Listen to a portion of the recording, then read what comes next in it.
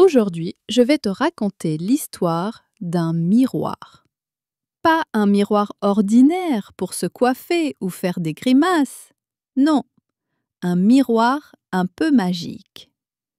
Un miroir qui n'aimait pas réfléchir le monde tel qu'il est, mais plutôt tel qu'il pourrait être. Si tout était un peu plus drôle. Accroche-toi bien, on part dans un voyage plein de rires et de surprises. Voici le miroir des mondes rigolos.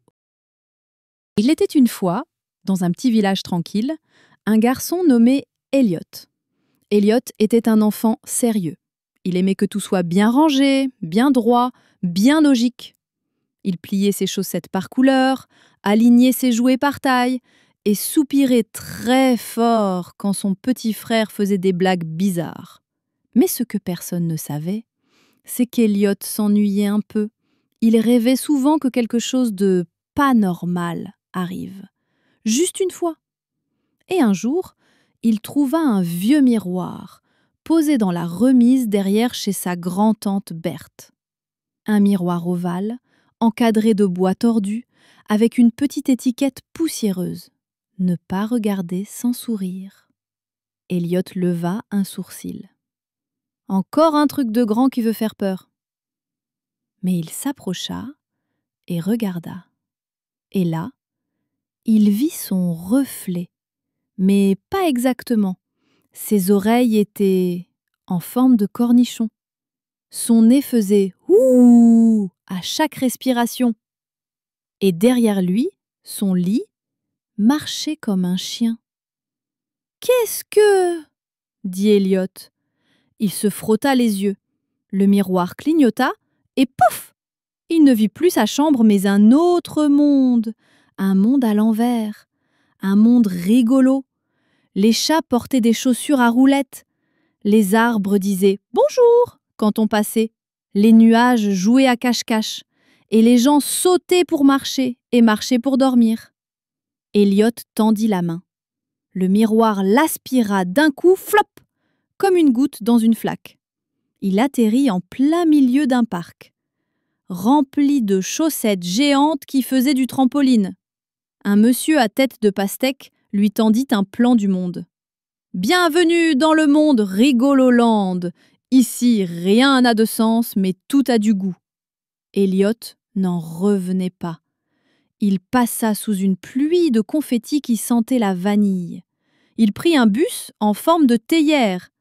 Il parla avec un poisson philosophe dans une fontaine à chocolat.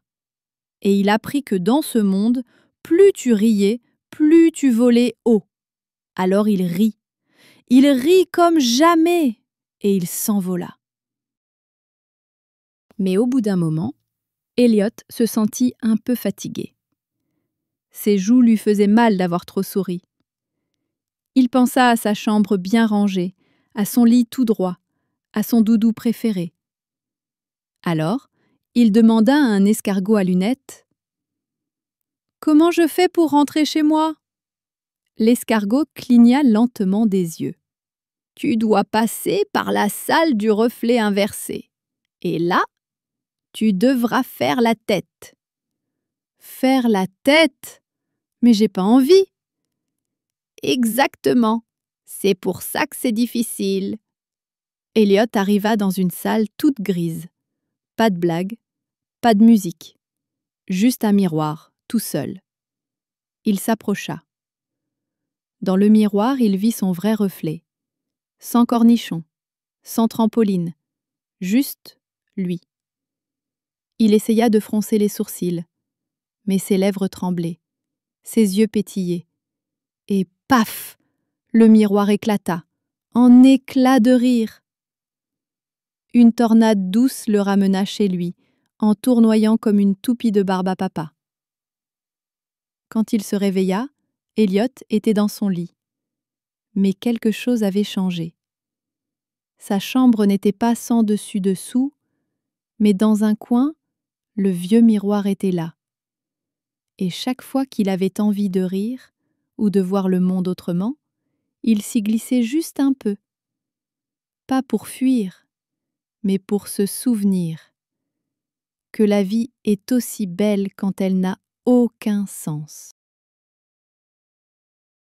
Et voilà, c'est fini pour aujourd'hui. J'espère que tu as aimé cette jolie histoire.